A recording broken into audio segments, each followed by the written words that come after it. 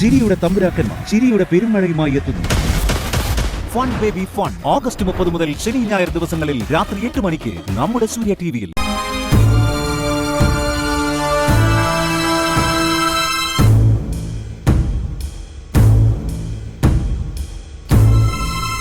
വേണ്ട, ഞാൻ ഇരിക്കാൻ വന്നൊന്നുമല്ല.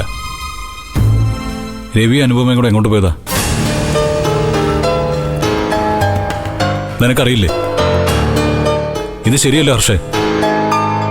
അനു ഇവിടെ വന്ന് നിന്നെ കാണുന്നൊക്കെ ഓക്കെ, പക്ഷേ രവിയുമായിട്ടുള്ള അവളുടെ ഈ പോക്ക് എനിക്ക് അംഗീകരിക്കാൻ പറ്റില്ല.